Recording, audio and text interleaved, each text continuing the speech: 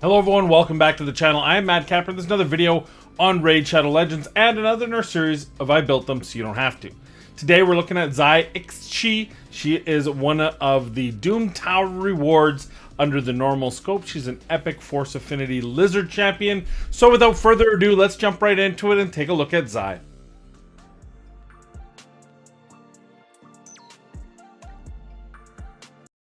Crownbreaker. Attacks one enemy. Will ignore shield and block damage buffs. Places a block damage buff on this champion for one turn if this attack kills an enemy. Ancient Rage.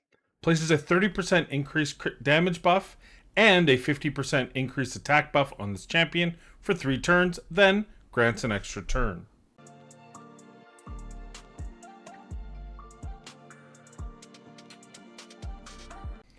Brush Choppers. Attacks one enemy, has a 15% chance of placing an extra hit. Assassin of Kings. Passive. Whenever this champion kills an enemy, decreases the cooldown of Crownbreaker skill by 1 turn.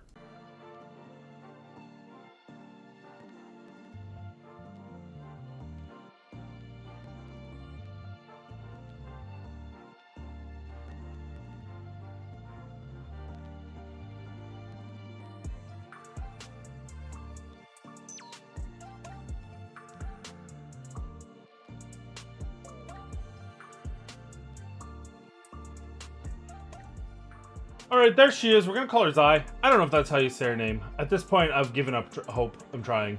But here's how we have her built out. First of all, let's take a look at her stats. We have 35,000 HP, 5,037 attack, 204 speed, 100 crit, of course crit capped, 274 crit damage. Do not need accuracy on this champion. And then her masteries. I did go with kind of a more of a nuking, a standard nuking. So the big deal is, let's move on over so you can see this. As far as the defense, pretty simple. I just want to have the chance, the reduction when she's hit with a critical hit, and then the chance to counter-track. I actually wouldn't take Methodical. I wish I would have taken Deterrence. My mistake. But the few mainstays of this is that I always want to go to Heart of Glory. Nuking champions need to go first. 90% of the time you're going for it. Think of the PvE, typically you're faster. PvP, you're probably faster or you're dead. Most of the time you're going to see go second teams anyway, so chances are you're going to get a chance to go first. So get that extra 5% damage with full HP, get that 8% on the first hit on each enemy, and then of course, higher max HP, probably they're higher max HP than you. If they're not, you're probably one-shotting them anyway, so it just seems to make sense to go to bring it down. I went to Helm Smasher. Depending on where you're using her, you may want Giant Slayer, you may want War Master, not Giant Slayer, sorry, you may want War Master or Flawless Execution, especially in the early game if you can't get enough crit damage. Our crit damage is fine, plus keep in mind, she does boost her crit damage by 20%, so she's close to 300 already for me, so I wouldn't go Flawless. But you could definitely argue War Master makes more sense to her, especially where I think she's going to be best used in the future. So that is her masteries. We did put her in some cruel gear. Other than that, it's just kind of some mixed match. We did put some speed in there. And then I just found a shield that was better, so we didn't go with double speed. At me, bro. And of course, able to go with an attack-based banner because we don't need that accuracy. So where do I think she can be used? Look, dungeons, she's a single target nuker. She does have a cool little mechanic with her passive and with her A2, gives her a chance to put that block damage up.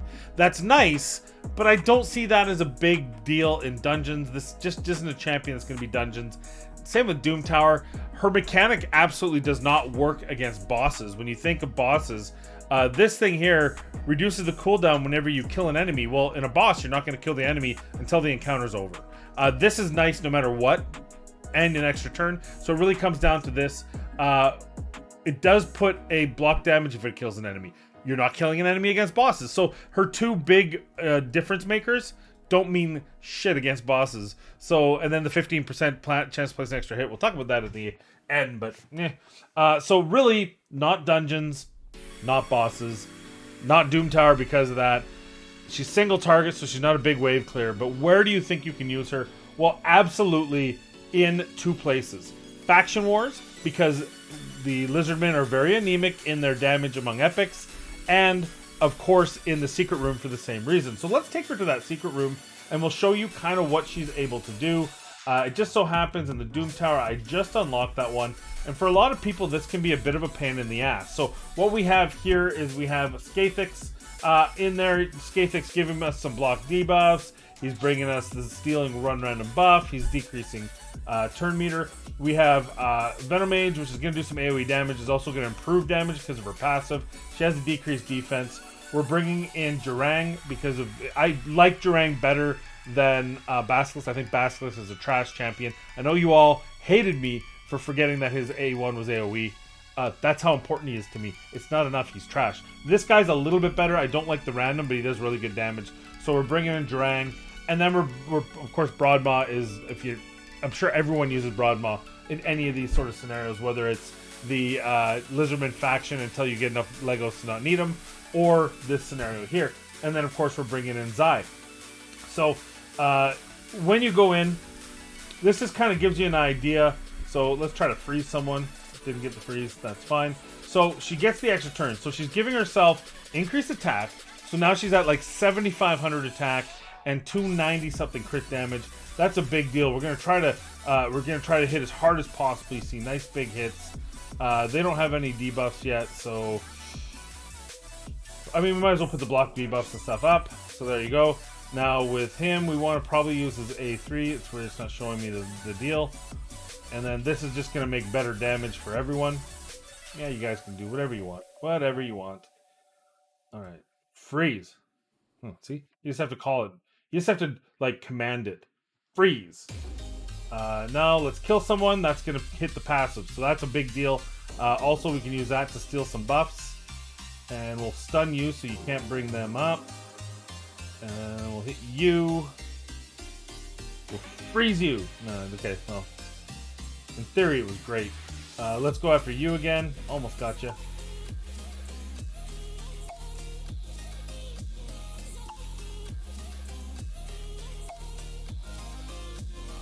Freeze. Well, okay. I think I just need more authority on the freeze. Right now we're back in business. That's actually pretty, just an unfortunate turnaround on that because of the extra turn, we can actually have her A2 on a one-turn cooldown, which it wasn't there. So, is what it is. I don't know why I did that. We kid, I probably should have just gone after. But you see that always comes in handy. We're gonna save that. We're just gonna kill, and then we're gonna A1 our way through here. Get some freeze. See, like she's just taking more damage than the rest of the team is, or dealing more damage. Sorry, she's hitting very hard. It's a nice hit. We can auto this from here. So. You know, just to give you an idea of kind of like that's big damage that she's putting out. She's putting out big numbers, and that's kind of what you need here because there's not a lot of epics in that class that put out big numbers. And I think I truly believe that with her A3, she's gonna be your best damage dealer among epics. Now, if you have Draco, if you have Fushan, if you have, I mean, Chris, you're obviously using. If you have Roxham even, there's so many champions that do Ramontu, do amazing damage at the legendary level for lizards, but lizards are so poor, so anemic when it comes to their epic counterparts that I think she's got a real opportunity here. Unfortunately, Faction Wars isn't open for 3 more days. I really got to time better.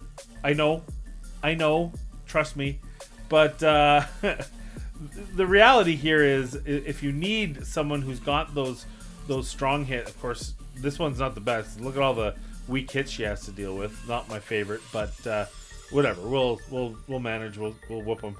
We'll whoop them. I also like Veno is so good in this because he puts out that heal reduction, which even the dregs are even worse.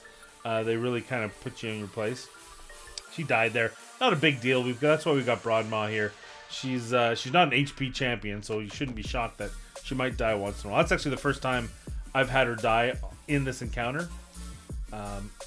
Also, conspiracy theory. I want to see what the numbers are on first hit, weak hits. I think it's weighted. I think there's more weak. See, first time she hits that guy, weak hit. I swear, Plarium, I'm watching you. I'm watching you. Can we get a math dude to do some spread cheating? Anyway, there you go. I mean, it wasn't fast, but you can see she's doing the most damage. She even died, still killing the damage over Drang, and Veno's got all that AoE and the poisons, so he's going to be close. But she's just very good for this, and I think that's a pretty good showcase of what you're going to find for her. So at this point, I don't think there's any point dragging her through a bunch of other stuff. Let's just get the final thoughts on her, and we'll talk about what she can do for you in Raid Shadow Legends. My final thoughts on this character has to be broken down into two different kind of independent thoughts. The first thought is, taking her at face value, ZII is actually useful for the Lizardman faction. I don't think she's a very strong champion. I don't see too many places in this game where she would change the tide between losing and winning. She doesn't do well against bosses because she's all single target, and all of her mechanic, all of her bonus mechanic happens around killing champions, which of course, outside of maybe Ice Golem, you're not going to get. Now, you could argue maybe Ice Golem, although Force Affinity I think is actually bad. Is it Spirit Affinity on level 20? Maybe it's Magic Affinity, I can't even remember anymore. But keeping Affinity in mind, maybe Ice Golem, but I would think that that's a pretty tough sell. What I do see is, I see an epic group here that is pretty anemic in damage. Drang and Basilisk have some damage in them, but I would think I would drop Basilisk and definitely go Drang and ZII. I haven't really played around with Drake since its changes. I don't know if they were really a big deal. Maybe you could argue Drake, and then of course you want some support. Venomage is the best of the bunch here. You probably need Broadmaw just as a safety valve unless you're confident that you are going to win through. I would go 3 support, 2 damage. I'd probably go Veno, Broadmaw, Aox, Durang, and ZII. That's a pretty good all-epic Faction Wars 21, assuming that you have not had any luck pulling any of the boys up here. And of course, keep in mind, Rosin is fusible. So Bethassa is in the Hard Doom Tower. Ramantu is a freebie, though a very endgame freebie, so probably not a big one. Vergankar was and Vargal were fusions, but for the most part, you kind of assume that if you're at this point where you're looking at this today, you probably don't have any of those champions, and that's fine. So we're looking at just Epic. She does handle herself very well. And from that perspective, yeah, outside of that, I don't see it. I look at her kit and I think it's a kind of a cool kit, but not enough. First of all, 15% chance of placing an extra hit. This is actually counterintuitive to the rest of the kit. The reason why I say that is 15% means sustained fight. 15% is, it might as well be 0 in a quick burst fight. Arena, boss, arena, waves, where you're trying to get it done as quickly as possible. 15% has no relevance. Where 15% can actually have a big advantage is over in a sustained period of time, right? The more hits, bosses, right? For example, where you're hitting lots of times, clan boss, Hydra, bosses, this is going to do really well, but you're not putting her in sustained fights because all these require the killing of an enemy. So her best thing is killing. If she kills, she gets these turns, and that's where you look at the Secret Room and the Faction Wars. From that perspective, I think she is useful within the faction, but really not a good champion at all. Probably an average champion at best. Now, this frustrates me, and I know you guys always harp on me for being too negative, and I must hate the game, which is not true. I get passionate about stupidity. I guess I get passionate arguing against stupidity, and here's the stupidity of this game. Let me read some things out for you here.